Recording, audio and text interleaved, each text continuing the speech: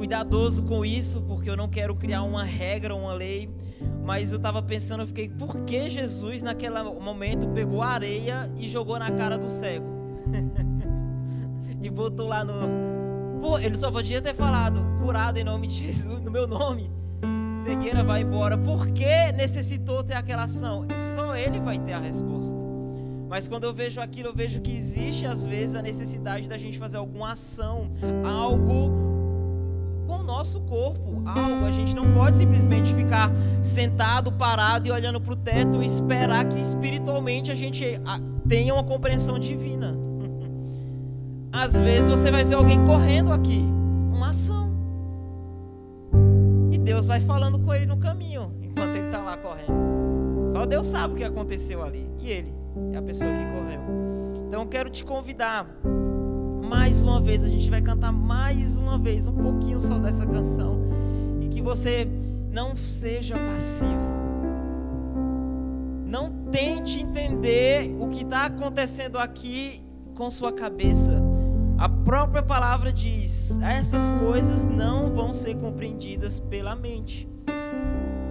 Vai ser uma convicção no seu coração que você deve fazer aquilo, alguma coisa que vai dentro de ti, vai dizer, é isso que eu tenho que fazer.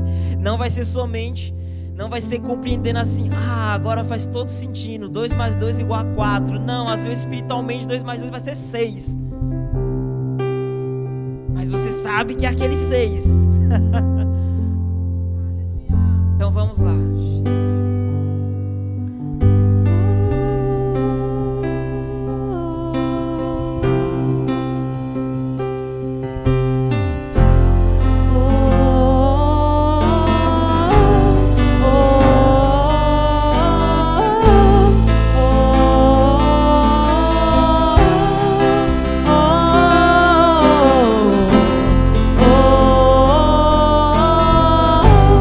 Oh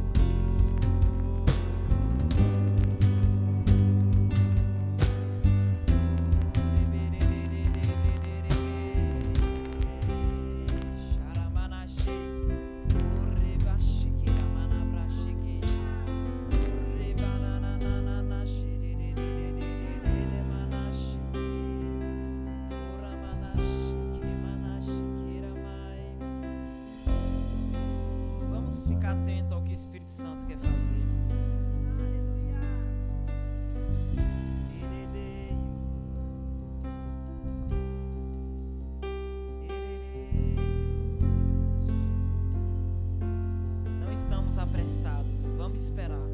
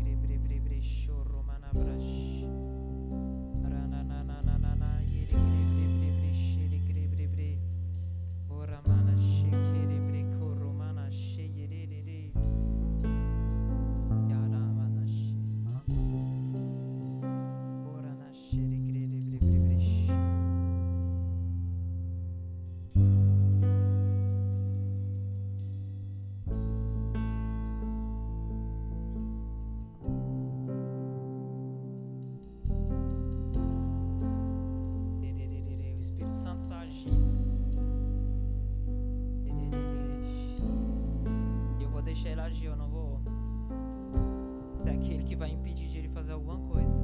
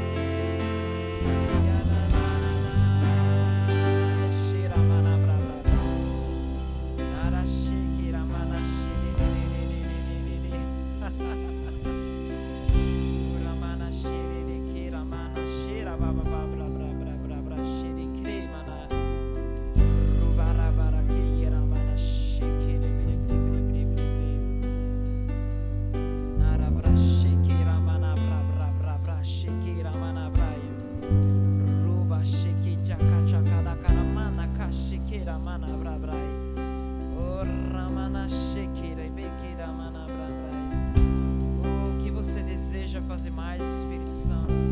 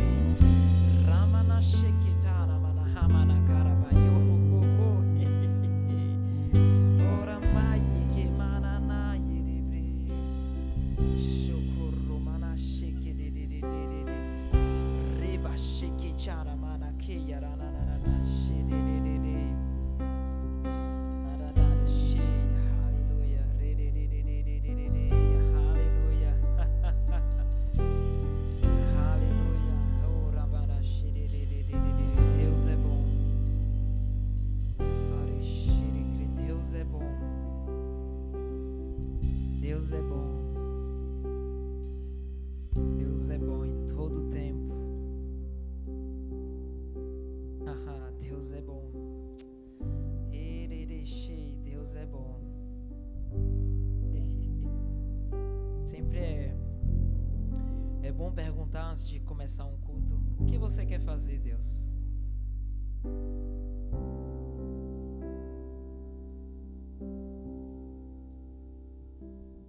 Eu tenho muitas coisas para falar, muitos desejos de falar algumas coisas, mas às vezes eu também pergunto a Deus: o que você quer falar hoje? E às vezes não é pela minha boca. Então minha posição é ser o auxílio daqueles que estão sendo a boca de Deus na sala. Então eu estava em oração, suportando, criando esse ambiente de adoração, criando esse ambiente de rendição ao Espírito Santo, aquilo que Ele deseja fazer. Eu creio que pessoas receberam palavras agora muito mais e muito além daquilo que eu vou falar agora para vocês. E existe duas posições que a gente pode ter nesse momento. E o que eu estou fazendo aqui é uma preparativa, um aquecimento, uns ajustes para sábado que vem. Que sábado que vem é Malta Fire. Então, isso aqui só foi um pré-aquecimento, né? Não foi nem um aquecimento. Então, você tem duas posições quando isso aqui está acontecendo. Ou você fica na posição de sentado e olhando para o chão, olhando para o teto e falando: meu Deus, que horas acaba isso? Ou você fica na posição de: eu vou orar. Não tenho palavras? Ore em línguas. Não ore em línguas? Chama alguém para orar para mim, para eu ser batizado no Espírito Santo. E vai chegar um momento que ou Deus vai falar contigo alguma coisa para você fazer, ou você vai ser simplesmente uma bênção que ajudou a ter essa atmosfera que teve aqui. Amém? Estão prontos para o Malta Fire da semana que vem? Aleluia, Deus é bom. E a gente tem alguns minutinhos. Eu queria falar sobre algo. Obrigado, Malta Band. Trabalharam bem hoje. Eu queria falar sobre algo que já faz algum tempo que eu estou meditando para mim mesmo, me questionando sobre vários aspectos disso que eu vou falar. E eu quero falar, eu vou dar aqui as duas palavras: constância e inconstância. Amém? A definição da constância é qualidade do que é constante, qualidade do que é contínuo. Particularidade, qualidade ou condição de que não desiste facilmente, de quem é obstinado, persistente. Mateus, você pode diminuir só um pouco o ganho desse microfone, que eu estou... Tá me agoniando. Obrigado. Característica de algo ou de alguém que permanece por um longo tempo no mesmo estado. Forma ou condição, continuidade, atributo da pessoa que permanece fiel aos seus princípios, à sua fé, ao seu modo de vida, fidelidade. Isso é a definição de constância. A definição da inconstância: ausência de perseverança. Persevere, irmão. Sem firmeza, que tende a mudar de ideia com facilidade, cujas as atitudes, opiniões ou pontos de vista se alteram facilmente. Instabilidade, que não possui nem demonstra lealdade ou é infiel. Amém? Anotaram, pegaram nota? Essas são as definições da constância e inconstância. E eu sempre fiquei me perguntando para mim mesmo: eu estou primeiramente pregando para quem? Para Fernando, para mim. Porque ao longo da minha vida, quando eu olho começo de 2025, eu faço uma retrospectiva não só de 2024, mas de toda a minha vida. 2019, ainda era universitário, tinha tempo, não precisava trabalhar, não era ainda casado. Não é culpa da Ju, já estou botando aqui. A Ju é uma bênção na minha vida, amor maravilhoso, te amo. Você é a melhor coisa que aconteceu na minha vida depois de ter aceito Jesus. Casamento, o aniversário de casamento está se aproximando, tem que preparar também, tô brincando. Mas, em 2019, eu ia todos os dias para o ginásio, comia bem, estava fortão, não estou mentindo, eu tenho fotos que comprovam. Estava bem assim, ó, os braços grandes. Chegou o Covid. Aquilo que eu era constante virou inconstância. Por quê? Primeiro, eu estava fechado em casa, não podia ir para a sala de musculação, para o ginásio, fazia algumas coisinhas em casa, mas aí depois começou um namoro à distância. Aí pronto, aquilo que era constante virou inconstante. Resultado, perdi músculo e engordei.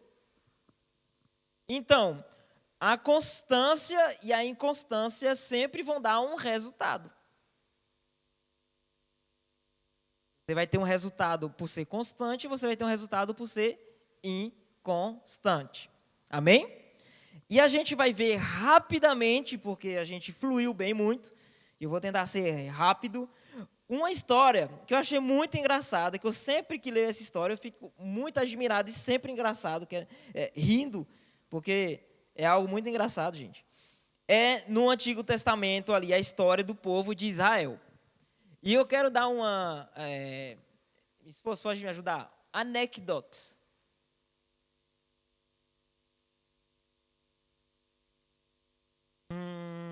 E vai traduzir. Uma ideiazinha, um tips. O quê? Não é dica, mas vamos lá. É um fato, alguma coisa assim. Vocês sabiam que Israel, para falar a verdade, antes era uma família? Jacó. Quem sabe quem é Jacó? Jacó teve 13 filhos, 12 homens em uma mulher, de 4 mulheres diferentes. E tem o nome dos 12 filhos, que são as 12 tribos de Israel. Um momento chega ali, em Gênesis, que Deus se admira e ama muito o que Jacó está fazendo. E ele fala, você, Jacó, não vai ser mais chamado Jacó, você vai ser mais Israel. Então, Israel, hoje, que é o país que a gente conhece, inicialmente era uma família. Amém? Disse, Gênesis 35:10, disse-lhe Deus, o teu nome é Jacó, já não te chamará Jacó, porém Israel será o teu nome, e lhe chamo Israel. Então, Israel, a família de Israel, estava passando por fome na terra onde eles viviam, e eles se mudaram e foram morar no Egito. E ali no Egito, Jacó e sua família, eles cresceram muito, muito, mas muito. Alguns estudiosos falam de 2 milhões de pessoas. Família grande, hein? Imagina. Os Martins já têm dificuldade de fazer o Natal, né? Já tem que alugar sala. Imagina, 2 milhões de pessoas, uma família gigante. Só que em Israel, o faraó, vendo isso, botou esse povo para ser escravo. Então, após a morte de José, tem toda uma história de José, o novo faraó escravizou os israelitas por temer seu crescimento. Estava crescendo tanto que ele temeu, então vamos escravizar esse povo aí. Bora botar ele para trabalhar, muita mão de obra. Deus chamou Moisés, levantou Moisés lá naquela sarça ardente. Moisés fez o que não devia fazer, teve que fugir, demorou mais ainda, voltou de novo. Durante esse tempo, Deus enviou 10 pragas lá no Egito, porque o Egito estava escravizando o povo dele. E o que é interessante é que nessas 10 pragas, o que é que aconteceu? Nunca tocou o povo de Israel. Nunca tocou essa família. Muda, né, a cabeça quando a gente fala de família, ao invés de falar de país. A família sempre foi protegida por Deus. E eles acabaram saindo do Egito. Moisés chega lá, vamos embora, o faraó, vão embora, povo, vocês estão já me agoniando demais, 10 pragas já foi, vão-se embora. E eles estão lá correndo, chega na frente do Mar Vermelho, o faraó fala, meu Deus, eu não vou pegar esse povo de volta, que agora não tem mais ninguém para trabalhar. Vai lá, Deus manda Moisés bater lá, o mar se abre, eles passam lá, depois o mar se fecha em cima dos egípcios. É isso? Não? Estou melhorando. E depois disso, o que é que começa? A peregrinação deles no deserto. Aquilo que devia ser alguns dias virou 40 anos. Mas o que é interessante é que no deserto eles tiveram maná. Deus providenciou o maná, um alimento sobrenatural, dia e noite. O pessoal começou a reclamar, falou, esse maná, já não aguento mais, já faz 20 anos que a gente está comendo a mesma coisa, Deus. Deus deu o quê? As codornizes, que palavra de Deus. Quando o povo reclamou da falta de carne, não estava aguentando mais ser vegetariano, Deus enviou uma grande quantidade dessa palavra, codornizes, isso. Está tudo lá em Êxodo, vão lá ler Êxodo, vocês vão ver. Teve água da rocha, bateu, a água saiu da rocha, o povo parou de ter sede. Teve até água de uma outra rocha, que foi uma desobediência de Moisés, mas teve água mesmo assim. Eles teve proteção da coluna e da nuvem de fogo. Eles teve vitória sobre Amaleque. Eles foram até o monte Sinai, e ali Deus falou muito com Moisés. Você vira um povo de Israel abençoado, vendo de forma constante a mão de Deus na vida deles. Sim, era difícil. Sim, eles passavam por coisas difíceis, mas Deus respondia e Deus se mostrava presente. Imagina, você está lá andando e tem uma coluna de fogo, gente. O que é que pode ser mais verdadeiro do que a presença de Deus? Assim, você está lá, a coluna de fogo lá se mostrando, é só Deus. A demonstração que Deus existe. Então, eles viram dos olhos deles que Deus existia de forma contínua. E aí é onde entra a história engraçada. E onde a gente vai. A gente vai ler rapidinho Êxodo 19.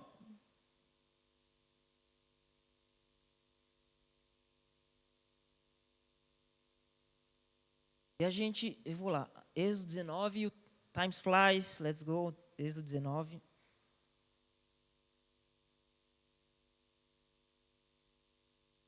Moisés, aqui Israel chega ao Monte Sinai. Então, no primeiro dia do terceiro mês, versículo 1, após a saída dos israelitas do Egito, chegaram ao deserto de Sinai.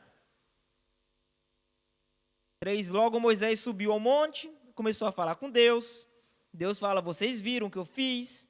Aí no 5, agora se me obedecerem fielmente, guardaram a minha aliança, vocês serão o meu tesouro especial entre todas as nações, embora toda a terra seja minha. Vocês serão para mim um reino de sacerdotes e uma nação santa. Estas são as palavras que você dirá aos israelitas. Moisés voltou, convocou a autoridade do povo e lhes pôs toda a palavra que o Senhor havia ordenado que falasse. E o povo todo respondeu unânime, faremos tudo o que o Senhor ordenou. Moisés levou ao Senhor a resposta do povo. Amém?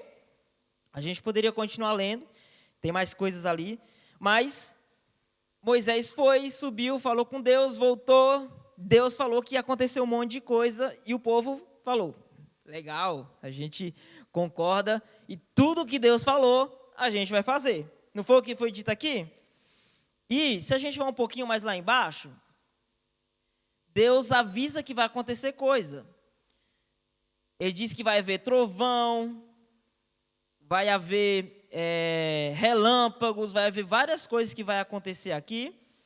E Deus disse, Moisés avisa o povo. E o povo falou, tudo ok. Aí a gente vai em Êxodo 20. Moisés sobe de novo lá no monte, e é onde Deus começa a dar um monte de instrução para ele. 10 mandamentos, é muita coisa para escrever, né? Imagina. Então ele vai, ele sobe lá, aí a gente chega aqui.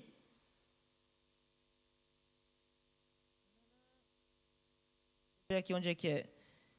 No 20, o que é que acontece primeiramente? O povo, vendo o povo diante, vai lá, no 18. Êxodo 20, 18. Vendo-se o povo diante dos trovões e do relâmpago e do som da trombeta e do monte fumegante, todos tremeram de medo. Ficaram à distância e disseram a Moisés: fala tu mesmo conosco e ouvires, mas que Deus não fale diretamente conosco para que não morremos. Então o povo começou a ter medo de Deus. Mesmo Deus ter avisado o que ia acontecer, o povo começou a ter medo e falou: Moisés, vai no nosso lugar. Aí a gente vai continuar a história, Êxodo 32. Vamos lá pular. Moisés volta lá no monte, continua a falar com Deus. Aí é a história do bezerro de ouro. É essa história que eu acho engraçada. Eu fico sempre imaginando, gente, ô loucura. Ao ver que Moisés demorava ao descer do monte, o povo juntou-se ao redor de Arão e lhe disse: você sabe, essa demora, aqui os estudiosos falam que é 40 dias. Olha só, muito demorado, em 40 dias. Ele passou lá. O povo juntou-se ao redor de Arão e lhe disse: venha, faça para nós deuses que nos conduz, porque a esse Moisés, o homem que nos tirou do Egito, não sabemos o que aconteceu. Arão respondeu-lhes: tirem os brincos de ouro das suas mulheres, dos seus filhos, das suas filhas, e tragam para mim. Todos tiraram os brincos de ouro que tinha nas orelhas e o levaram a Arão. Ele os recebeu e os fundiu, transformando tudo em um ídolo que modelou com uma ferramenta própria, dando-lhe a forma de um bezerro. Então disseram: estes são os seus deuses, ó Israel, que tiraram vocês de Egito. Vendo isso, Arão edificou um altar diante do bezerro e anunciou: amanhã haverá uma festa dedicada ao Senhor. Aí eles vão, oferecem um monte de holocausto e tudo isso. A questão é a seguinte: o que aconteceu para que em 40 dias o povo que saiu do deserto, passou lá 40 anos vendo o milagre de Deus dia e noite, em 40 dias decidiram ter um outro Deus? O que aconteceu com esse povo? O que houve? E essa história a gente acha que é uma história que existe só no Antigo Testamento, que é uma história que ficou por lá. Mas, para falar a verdade, isso aqui é uma história que é real hoje na igreja. Por que essas pessoas foram inconstantes? Porque nós, incluindo eu, vivemos às vezes uma montanha espiritual, montanha russa espiritual, uma bipolaridade. Um dia eu estou bem, um dia eu estou mal, um dia vai tudo bem, um dia eu estou no fogo, no outro dia eu estou lá, não quero nem ir para o culto. Quem se lembra aqui do Malta Camp? Quantos dias faz o Malta Camp? Você se lembra de como você saiu do Malta Camp? Como você está hoje? Você se lembra da B1 Conference? Como você está hoje? Você se lembra do culto do Ano Novo? 2 semanas. Você estava aqui. Senhor! Esse ano em 2025 vai ser para ti. Aí, 1º de janeiro, o diabo. Tá. Aí você, eu não gosto mais desse Deus.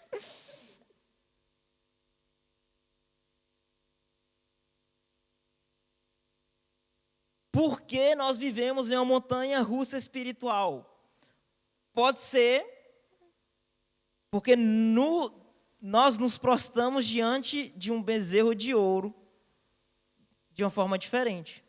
Por exemplo, a ofensa, a preguiça, a inveja, a tristeza, Mamon. Quem sabe quem é Mamon?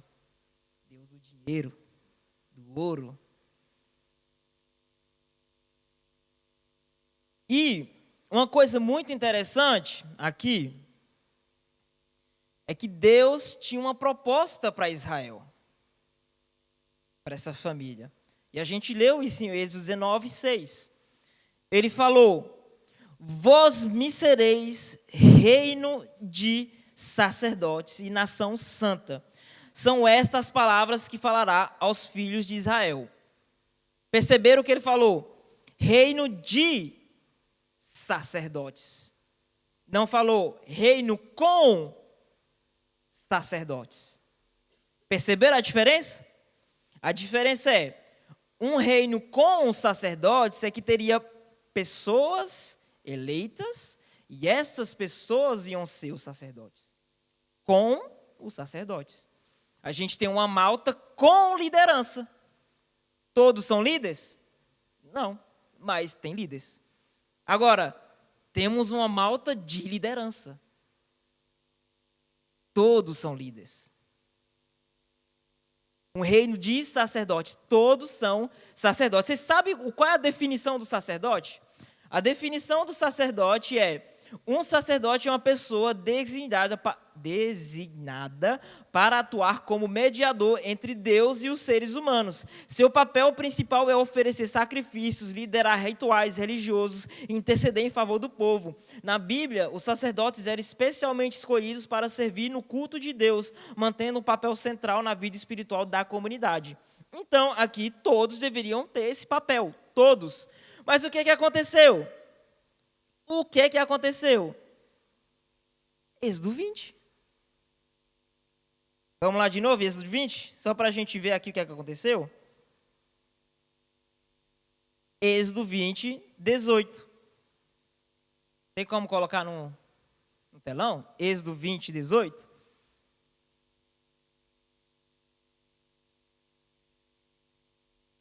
Vamos lá, todo mundo junto.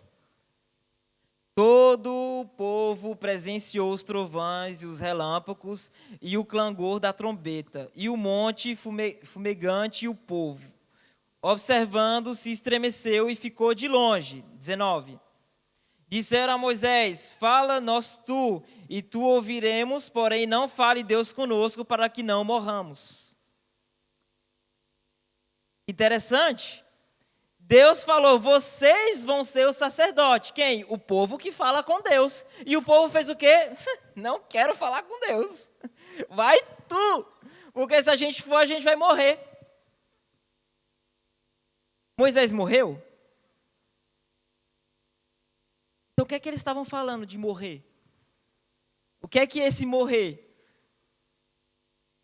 A gente via que toda vez que Moisés se apresenta a Deus, Deus mata alguma coisa em Moisés. Deus mata alguma coisa nas atitudes que eles tinham. Vocês não vão fazer mais isso. Mandamento 1. Matou ali, ó.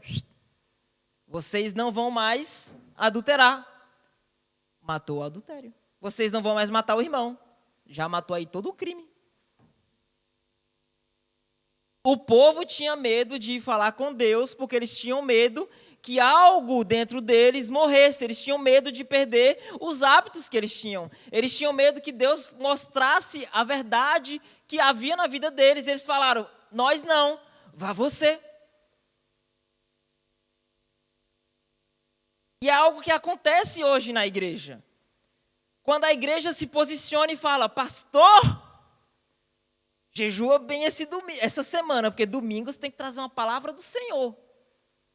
Pastor, eu quero ouvir domingo do Senhor. Então, estuda bem.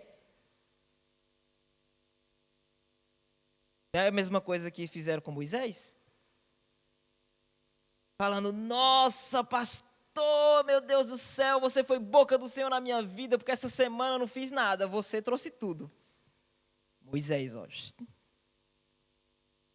E o interessante nessa história toda é que existe um paralelo com a igreja do dia de hoje. 1 Pedro, capítulo 2, versículo 9. Eu quero que todos abram e que a gente mostre aqui no telão. 1 Pedro, capítulo 2, versículo 9. Pedro escreveu esse livro aqui para aqueles que estavam perdidos. Algumas versões falam peregrinos. Aqueles que não pertenciam exatamente a um povo. Então, são nós, porque a gente não somos um povo judeu, nós não somos um povo de uma tribo, somos povo de todos os lugares. Então, claramente, era para nós. E olha o que ele fez. Ele escreveu, vocês, porém, são povo escolhido. Eu estou na versão NVT. Ali não deve estar na NVT. Nação santa, propriedade exclusiva de Deus. Assim vocês podem mostrar às pessoas como é admirável aquele que os chamou das trevas para a sua maravilhosa luz. O que é que falou? Vocês, porém, são povo escolhido, reino de sacerdotes. NVT, sacerdotes. Algumas é misericórdia, as outras é de graça. Apocalipse 1, versículo 4 a 6. João, as 7 igrejas da província da Ásia, graça e paz a vocês da parte daquele que é, que era e que há de vir, de parte dos 7 espíritos que estão diante do seu trono e da parte de Jesus Cristo, a testemunha fiel, o primogênito dentre os mortos e o soberano dos reis da terra, aos que amam e aos que não nos libertou dos nossos pecados por meio do seu sangue, constituindo-nos reino e sacerdotes para o seu Deus e Pai.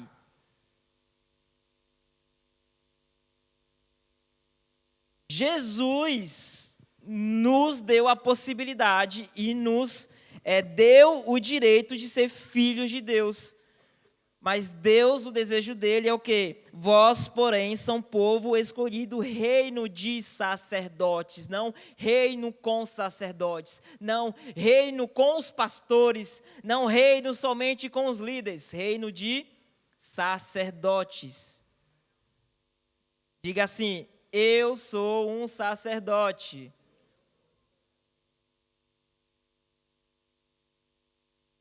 Sacerdote não é coisa ruim. Olha só, no Novo Testamento, com a nova aliança, todos os que são filhos de Deus são sacerdotes, chamados a oferecer sacrifício espiritual. O que é? Louvores, orações e boas obras, e interceder um pelos outros. Esse é seu dever, ter relação com Deus. E olha que interessante nessa história toda. Vamos voltar lá em Êxodo 32.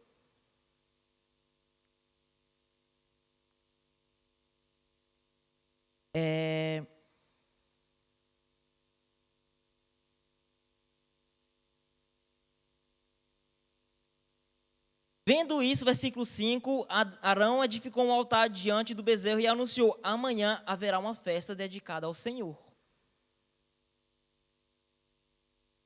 Ele criou um bezerro, porque Moisés não voltou para falar aquilo que Deus falou. Então ele fez um bezerro para pegar o lugar de quem? De Deus ou de Moisés? Então ele botou um bezerro lá de ouro. Pegou o lugar de Moisés. E amanhã a gente vai fazer uma festa para o bezerro, né? Eles vão fazer uma festa, mas ele falou o quê? Uma festa dedicada ao Senhor. Para falar a verdade, eles não adoravam e cultuavam a Deus. Eles cultuavam Moisés. Eles adoravam Moisés. A tal ponto que Moisés não ficou lá 40 dias e eles acharam outra pessoa para botar no lugar. Porque eles eram incapazes de se comunicar com aquele que queria que seja filho deles. Então eles montaram uma coisa ali e falaram: esse é nosso novo ídolo. Ele que vai falar com Deus. E não é o que a gente faz com certos pregadores, com certas pessoas que pregam, com certos profetas. Dudu me falou que ele queria ouvir coisa hoje. Está ouvindo, hein?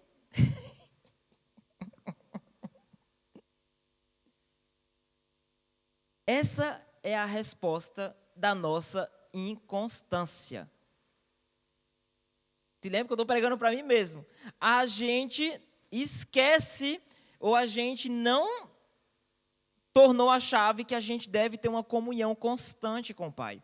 Que a gente deve estar constantemente falando com Ele e a gente delega esse trabalho a outras pessoas. Quando você vem para um culto da malta, sem estar cheio, com o culto da malta falando: hoje eu não tenho nada, o pastor vai falar que só hoje eu vou receber. Você está delegando aquilo que Deus chamou para você fazer. O culto vai ser muito mais diferente se você já vir cheio para dar. Se você já vir cheio e nem precisar daquilo que o pastor vai pregar. Precisamos? Precisamos. Porque senão Deus não tinha criado a igreja. É uma bênção. Mas a gente não deve depender disso. A nossa dependência é do Senhor e não dos homens. E onde é que cria essa dependência? No dia a dia, no seu devocional, na comunhão com Deus. E eu posso falar para vocês com certitude que essas 2 primeiras semanas de janeiro eu falhei feio. Feio. Comecei um plano de leitura da Bíblia, deu 3 dias, já passou um dia. Aí no outro dia eu tive que correr para pegar o dia. Estou com um dia atrasado ainda. Aí eu comecei, eu estava lendo, aí o cara, lendo é lento, vou escutar. Aí comecei a escutar. Aí hoje eu já estava escutando na mesa, fazendo outra coisa, então não estava nem escutando mais. E eu estou aqui entregando meus pecados, né? A palavra de Deus diz que a gente tem que confessar, né? Estou confessando aqui, ó. Deus me perdoa. Mas, quando a gente tem essa posição de delegar aquilo que a gente deve fazer, a gente entra nessa posição de inconstância. Pense agora, todas as vezes você saiu pegando fogo daquele Malta Camp. Aquela semana após Malta Camp, você não conseguia parar de ler a Bíblia, de orar, e estava lá no retetel. Aí chega o primeiro sábado, aquele culto da Malta foi maravilhoso. O outro sábado foi um pouquinho mais morno. Aí no terceiro já foi aquele frio. Aí já teve um irmão que vinha lá no retetel e aí você pegou junto.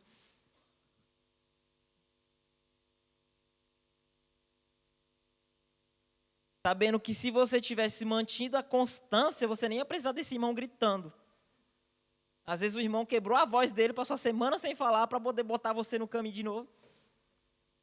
Como o pastor Bruno falou domingo passado, às vezes a igreja está precisando de você e você está fazendo nada e ela está sofrendo, mancando lá, sabendo que você podia ser a perna nova para a pessoa. Amém? Aleluia. Estou pregando com muito amor, muito carinho, que eu estou falando para mim mesmo, gente. Isso foi para mim, eu escrevi para mim. Eu não queria nem falar isso, por causa disso que eu demorei aqui no começo.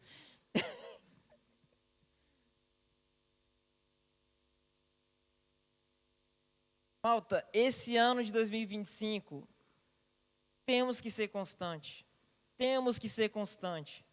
Temos que ser constante. A gente não pode ser aquelas pessoas que a gente vê um dia na Malta, no sábado, a pessoa está super alegre, aí na Malta seguinte a pessoa chega, você tem até medo de perguntar se a pessoa está bem. Meu Deus, não vou perguntar se ela está bem, porque dá para ver que ela não está bem. Eu não vou lá nem lá, porque senão, meu Deus do céu, que situação constrangedora. Né? A pessoa não está bem, dá para ver, mas outra estava, melhor dia da minha vida. Quantas pessoas, último sábado de 2024 eu perguntei, quem aqui teve um ótimo 2024, cheio de bênção? Teve pessoas que levantaram a mão, teve outras que não levantaram a mão, e eu fiquei olhando, pensando depois, eu fiquei, gente, o que aconteceu em 2024 que essa pessoa não teve uma coisa boa e não levantou a mão?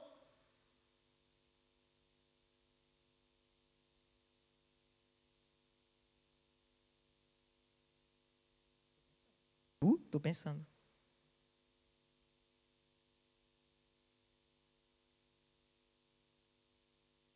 Constância é isso. Constância é decidir ser constante. Constância é decidir que o mal não vai passar por cima de você. Constância é decidir todos os dias falar, Senhor, sim, Pai, eu quero você. Constância é saber que alguém necessita de você. Constância é saber que Deus, Ele é fiel e justo para fazer aquilo acontecer. Mesmo que você não está sentindo nada, mesmo que sua cabeça está dizendo tudo ao contrário. Sabe, eu estava ali, antes de pregar, estava ali naquele canto e eu falava, Deus do céu, o que está acontecendo? Parece que minha oração não sai desse teto. Eu lia aqui minhas notas, lia, e eu não gravava nada. E eu ficava, meu Deus, até a Ju soltou um comentário, ele está nervoso. Estou nervoso sim, porque parece que eu estou com uma pedra na cabeça, não tem mais cérebro aqui, não estou conseguindo pensar em nada. Você falou ali, o Dudu falou uma coisa e ela falou, você está nervoso.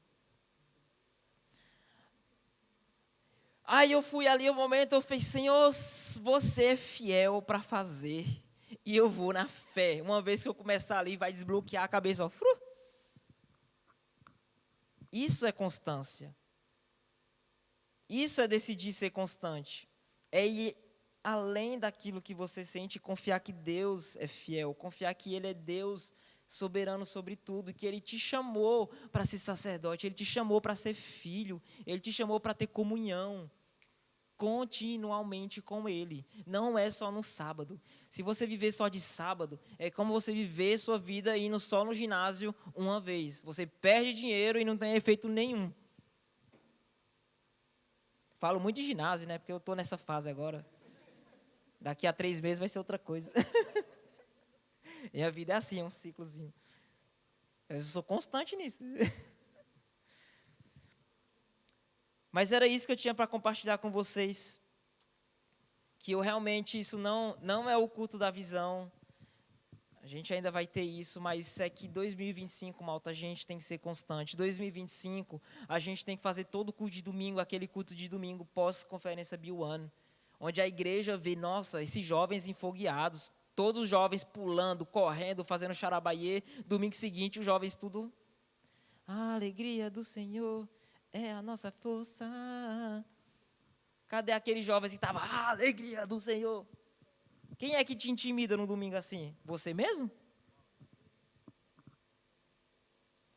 E é isso, aleluia, eu te agradeço, Pai, porque Tu és bom, eu te agradeço por esse culto, pelas palavras que foram ditas aqui, Pai, que elas possam ter frutos, que essas sementes que foram colocadas aqui, Pai, possa dar frutos e que a gente possa ver, Pai. Senhor, queremos esse ano 2025, Pai, continuar, Senhor Deus, naquela profundeza, Pai. Não queremos voltar nas águas rasas, queremos ser constante, Pai, nadando, correndo, andando para o alvo, Pai, que é você, Cristo, te conhecer, ser conhecido por você, fazer as pessoas te conhecer, Pai. Senhor Deus, que você nos encontre fiel àquilo que você deseja que a gente faça, que você nos encontre fiel, Pai, àquilo que você colocou no nosso coração, que a gente não se deixe ser, Pai, levado como aquele homem que duvida para um lado e para o outro, Pai, mas que a gente seja encontrado, Pai, fiel à fé em Ti, Pai. E essa é a minha oração, Pai, que esse ano 2025 você venha a nos ensinar, você venha a nos levantar como família, Pai, para ajudar todos a ser constantes, Pai, e que a gente não seja solitários, mas que a gente seja um, assim como você desejou, Jesus, em nome de Jesus, amém. Amém. Juan, cadê ele? É o Juan?